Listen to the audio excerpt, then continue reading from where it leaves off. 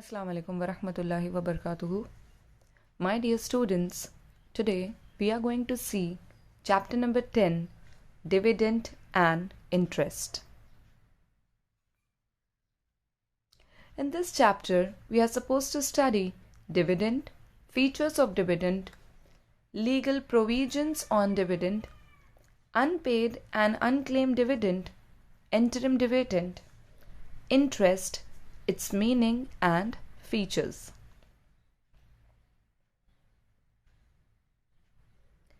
Coming to the meaning for the word dividend, see, we all have studied what is dividend in 11th standard. As we all know, dividend is nothing but return on shares, right? Today we are going to see this in detail. See, the term dividend is derived from the Latin word dividendum, which means that which is to be divided. See, when a company earns profit, the company first of all tries to clear all the debts, liabilities, payment of interest, etc. to the other stakeholders apart from shareholders, right? Once every payment is cleared, when all the payments are cleared, the company remaining profit gives it to the shareholder in the form of dividend, right? So then that amount is divided. This is what it's written here, that which is to be divided among the shareholders of the company. Okay?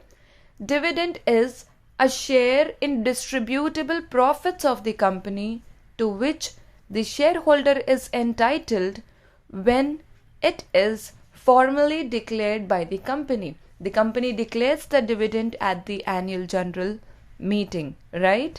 So here you're supposed to remember the term dividend is derived from the Latin word dividendum, which means that which is to be divided. Coming to the definition, the Institute of Chartered Accountants of India has defined dividend as a distribution to shareholders,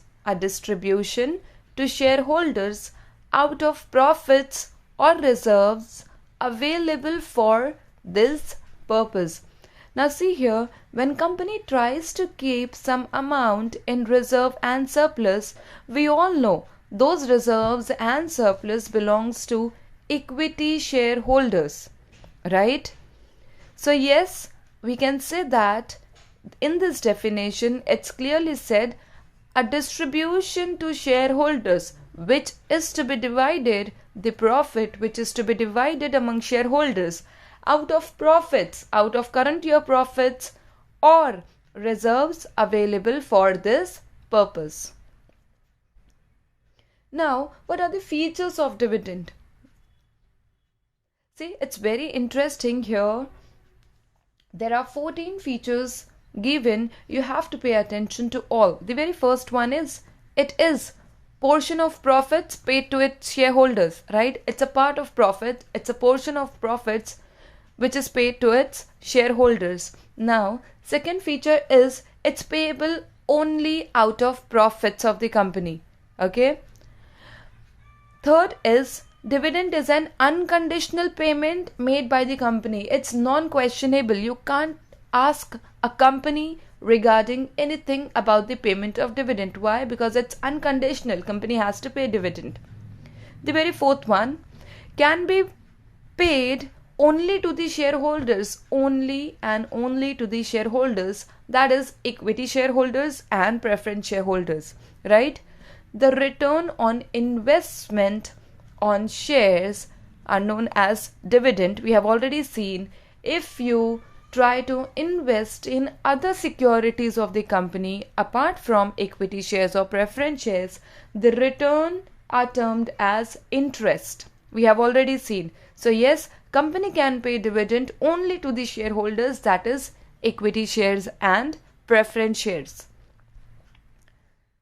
See, dividend cannot be declared out of capital. It's compulsory that the company has to declare dividend out of profits or reserves, but company cannot declare dividend out of capital.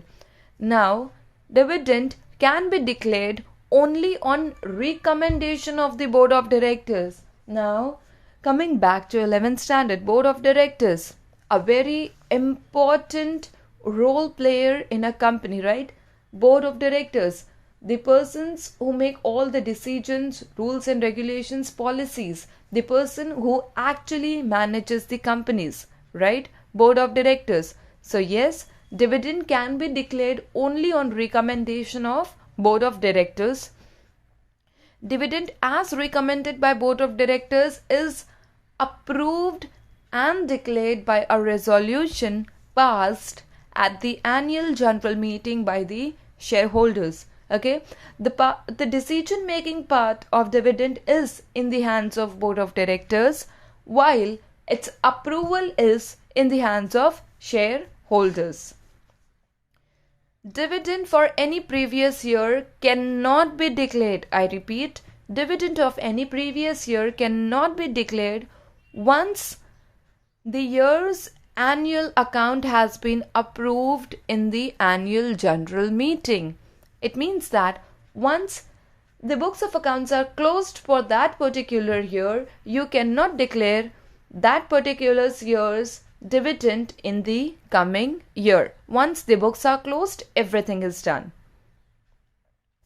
Now, coming to the 10th point, dividend once approved and declared by shareholders creates a debt. It cannot be revoked. That is, it cannot be cancelled. Once the approval and declaration regarding the dividend is done, okay, it cannot be cancelled. Now, it's a debt. It's a liability of the company to pay to the shareholders.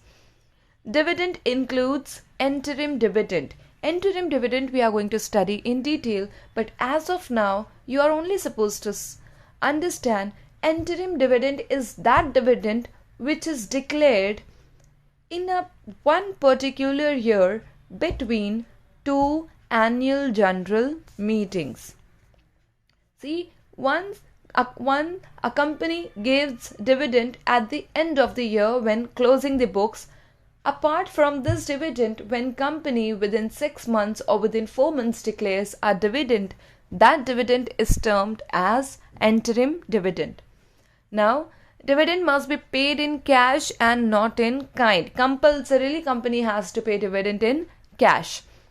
Dividend is to be paid on paid up value of shares. You should, the moment I say paid up value of shares, that chart should pop up in your head, right? The face value of shares is 10. On application, you pay some amount, and then on allotment, you pay some amount, but then still there is pending call on shares. So now only company will pay you dividend only on the paid up value of shares. Now, dividend cannot be paid on calls paid in advance. If you company has not asked you to pay call on shares, but still you have done the complete payment of shares in advance, that is known as payment done in advance. So company is not liable to pay you dividend on the advance you paid in forms of calls. Is that clear? So here there are 14 features of dividend. Those features are really very easy. Now, coming to the legal provisions on dividend. Now we are going to see what are the legal provisions, legal rules and regulations regarding, source of dividend, then declaration of dividend, and then payment of dividend. Coming to the very first one, legal provisions for payment of dividend. Now see, company may declare and pay dividend for any financial year out of the following. Now, company can pay dividend only out of current profits. This year profits of the company of that year arrived at after providing for depreciation and transfer to reserves. See, we have already seen shareholders are the residual claimants in terms of returns on investment and at the time of winding up of the company. So yes, I can say after providing for depreciation, after clearing all their debts, after transferring it to the reserves, from that remaining amount company pays dividend for that particular year. Now, company can even pay dividend out of profits of the company of any previous financial year after providing for depreciation. Third is money provided by central or state government to pay dividend. At times when government pays to the company to particularly pay it to the pay to the shareholders in the form of dividend, company may utilize that amount given by central or state government. Now, dividend can be paid out of capital profits on fulfilling these conditions. Now, what is capital profit? Capital profits are realized in cash. Let's say company is selling a building. Okay. Now, company bought that building. We already know there is always an increment in the value of money for land and building, right? When there is an increment, company bought that land and building for 1 lakh rupees, but now company is selling the same in 1,50,000. So yes, that 50,000 is the capital profit which company can utilize in payment of dividend. Secondly, articles of association of the company permits such distribution. There should be a clause regarding payment of dividend from capital profits only in the articles of association of the company. It remains as profits after revaluation of all the assets and liabilities. Once all the revaluation thing for the assets and liabilities are done, company can utilize capital profit. See, again, the speeches are repeated here. Dividend cannot be paid out of capital and dividend can be paid out of free reserves of the company. These are the two most important features of dividend. Coming to the legal provisions for declaration of dividend, the very first and most important thing is conducting meeting. So yes, board meeting should be conducted before declaring the dividend. Now see, in board meeting, when the board meeting is held, company is supposed, board meeting, board of directors are supposed to decide the rate of dividend and amount of dividend to be paid. In that particular meeting, date of annual general meeting is also decided. So conducting board meeting, the very first step is very important. Then second come shareholders approval. See, dividend is approved by shareholders by passing an ordinary resolution where at the annual general meeting. Now see here, the decided rate of dividend can be done lower, can be deducted by the shareholders, but they cannot increase the rate.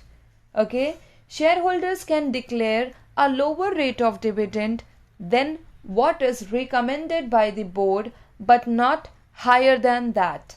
They cannot increase the rate of dividend. And once the dividend is declared and approved by shareholders, it cannot be revoked, it cannot be cancelled. We have already seen this in the features of dividend. Now coming to the third part is separate bank account. Yes, it's very important. The company must deposit the dividend amount in a separate bank account open in a scheduled bank called as dividend account within 5 days of its declaration. See, you have to pay attention. This dividend account should be opened by company in a scheduled bank within 5 days of its declaration. Now, coming to the fourth point is prohibition to pay dividend. In what circumstances and in what condition company cannot pay dividend to the shareholders? The very first one is a company which has failed to repay deposit or any interest on deposit cannot declare any dividend on its equity shares. If there is a liability on a company to pay interest on any other securities of the company apart from shares. If company is in default to pay the interest, company cannot pay dividend to its shareholders. And no dividend can be declared if company has defaulted on. Now see what are the conditions. If company is lacking in all such conditions, company cannot pay dividend. That is redemption of debentures or payment of interest. If there is a redemption in that particular year, redemption paying back to the debenture holders, or even interest is pending on that, then redemption of preference shares or payment of interest to any financial institution, etc. Now, any other liability, any XYZ liability of the company, if company has not paid, company cannot pay dividend to the shareholders. And lastly, legal provisions for payment of dividend. How company is supposed to pay dividend? See, we have already seen in the features, dividend must be paid in cash and not in kind. Paid by check or warrant or by any electronic mode to the shareholders. It's paid in cash, the very first thing, and can be paid by check or by warrant or by any other electronic mode. Now, the third most important part is joint holding of shares. If two or more persons have bought these shares, okay, that one particular share, there is a joint holding. Dividend warrant should be sent to the registered address of the first name joint shareholder as per the register of members. See, what is register of members? We have already seen a register where all the important details of the shareholders are written. You can say number of shares bought, name, address, telephone number, interest to be paid. All the important details are mentioned in that register of members. So, the very first name written in the register of members, the dividend warrant should be sent to that person. Okay. Coming to the fourth, time limit within which dividend is to be paid within 30 days from the date of its declaration. Now, once the dividend is declared, dividend should be paid within 30 days of its declaration. Now, dividend is payable only to the registered shareholders of the company. Very important, registered shareholders, those shareholders whose names appear in the register of members. Now, preference shares holders are entitled to the dividend before it is paid to the equity shareholders. We have always seen the word preference itself says preference shareholders are given preferential rights over equity shareholders.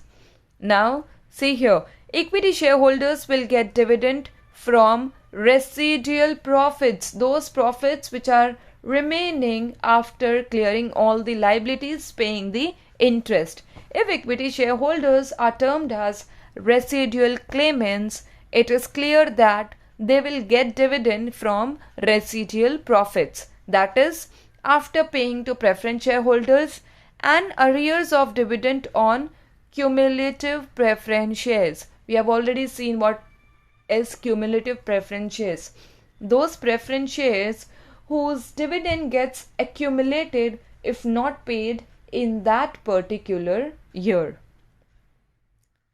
Seventh one, default. See, default in paying dividend in the given time results in punishment to every director of the company. See, we have already seen in the features, if the dividend is declared and approved in the annual general meeting, it turns into a liability of the company because it cannot be revoked. So yes, there would be punishment to every director of the company. Company will be liable to pay simple interest at the rate of 12% per annum during the period when the default continues. If company fails to comply with any of the requirement of this section, if company fails to fulfill any of the requirement of this section, the company and directors shall be liable to pay fine. Okay, so these are the legal provisions regarding dividend. Coming to the next topic is unpaid and unclaimed dividend. Now see here, unpaid and unclaimed dividend, what is this? Now, dividend declared by company not been paid, okay, dividend declared by company not been paid or claimed by a shareholder within 30 days of its declaration. See, we have already seen in the provision, company is supposed to compulsorily give dividend within 30 days after its declaration, right? So now, when company is failing to pay dividend within 30 days or shareholder did not claim the dividend within 30 days, it is said as unpaid and unclaimed dividend.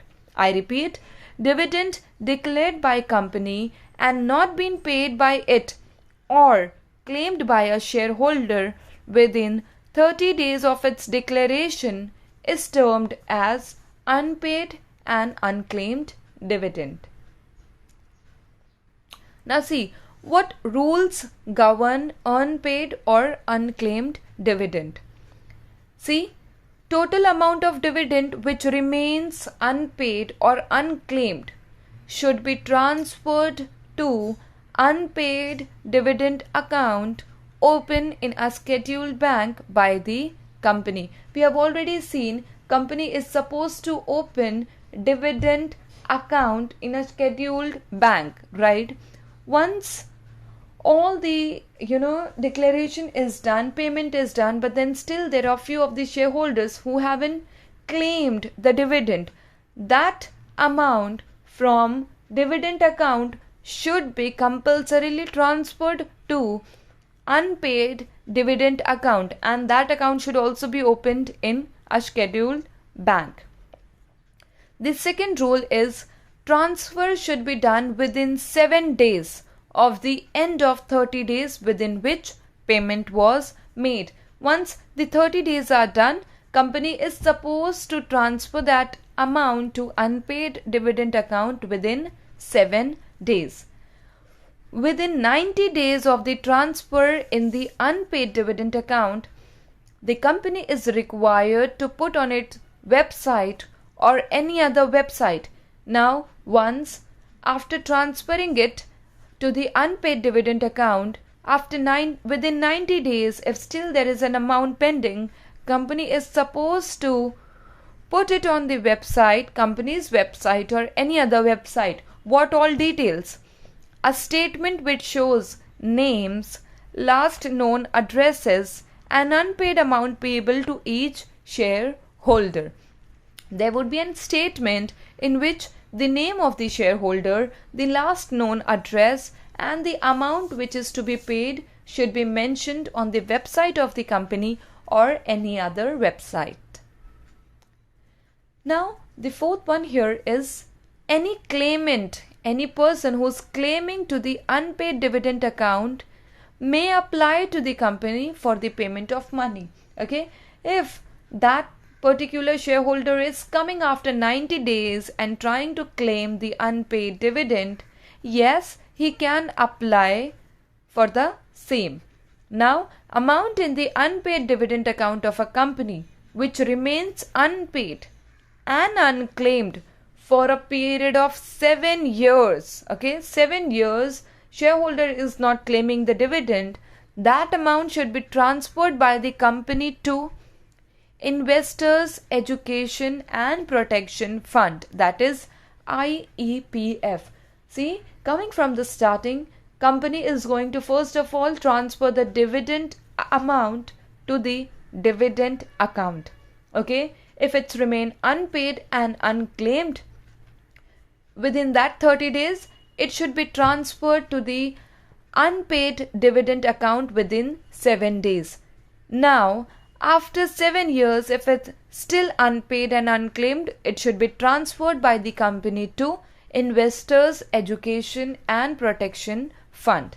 Now, the claimant of money, which will have to follow the procedures and submit necessary documents. If you're trying to claim for that dividend, you have to follow the procedures and submit the necessary documents to get the same.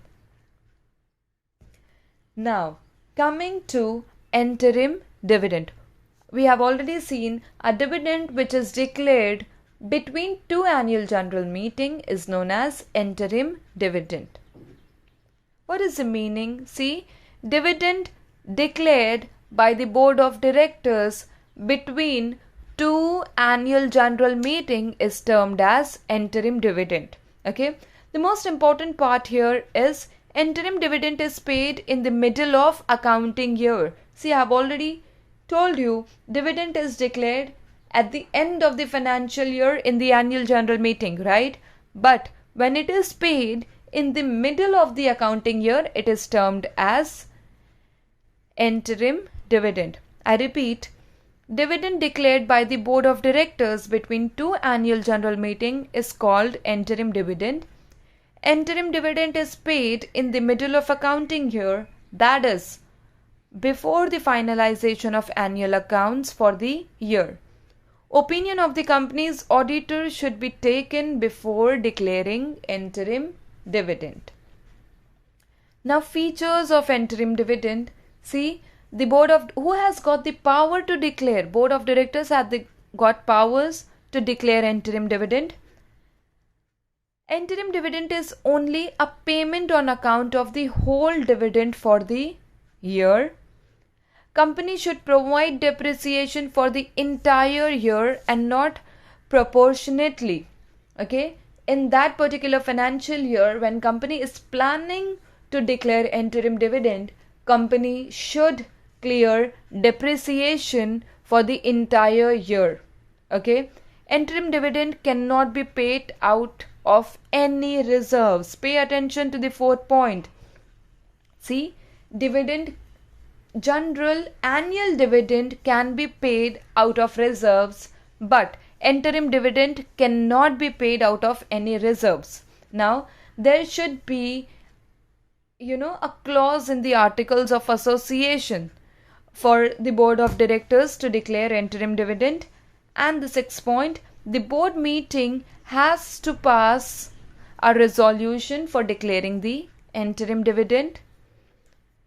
The amount to be given as interim dividend must be credited in a separate bank account in scheduled bank within 5 days of its declaration. Interim dividend should be paid within 30 days of its declaration, same like the annual dividend. Unpaid or unclaimed interim dividend should be transferred to unpaid dividend account within 7 days of the expiry of 30 days of its declaration. That is total 37 days. See, we have already seen these are the same terms and conditions which we already saw for dividend. Now, any amount remaining in unpaid or unclaimed in the unpaid dividend account for 7 years should be transferred to IEPF. We have already seen, right? Investors Education and Protection Fund. So these are the certain provisions, rules and regulation features of dividend. Coming to the last topic, interest. See here, we have already seen when a person invests in any of the securities of the company, apart from shares, the return on such securities are termed as interest. But now we are going to see it in detail. See, in financial terms, it is a payment for using money of another. Let's say if I'm giving you 1000 rupees as a loan. Okay, so now you're going to use my money. So when you're going to pay me back. Okay, when you're going to pay me, you're going to pay me 1200 rupees. 1000 is the principal amount and 200 rupee is the interest amount. That is the amount you're going to pay me for using my money. Okay, see, in financial terms, it is a payment made for using money of another. Borrower takes money from the lender. So, interest is the cost of returning money. You are paying me the cost. You are paying me 1000 rupees. You are paying me the cost for the same. That is that 200 rupees. The cost of returning money for the borrower. The income from lending money for the lender. For me, interest is an income as I'm lender. For the lender, interest is income. But for the borrower, interest is a cost of returning money. It's a liability which the borrower is supposed to pay. Okay, this is the meaning for the word interest. Coming to the features of interest. The very first one, the price paid for the productive service rendered by capital. You have taken this 1000 rupees to invest somewhere. That is your capital. So now you're going to use that capital for some productive service. So you're going to pay me the price for the same. Now see, it is directly related to the risk. Higher the risk, higher is the interest. Remember this, higher the risk, higher is the interest. Now, rate of interest is expressed as annual percentage of principal. You're going to pay me the interest on that principal amount, 1000, right? So the rate of interest is decided on the principal amount. The fourth one is rate of interest is determined by various factors like money supply, fiscal policy, volume of borrowings, rate of inflation, etc. These all factors play a very important role in deciding the rate of interest. Now, even if company makes no profit, interest should be paid. See, we have already seen it's a compulsory liability of a company to pay interest on debentures, right, bonds, or on the loans which company has taken. See, it is payable at a fixed and generally predetermined rate. The rate of interest is fixed and it's decided before issuing any of the security, or it's decided before taking the loan. Company has to pay interest if it has borrowed money from creditors like, see, debenture holders, depositors, bond holders, etc. These are the creditors to the company. Okay, so that's all for today, class. Thank you.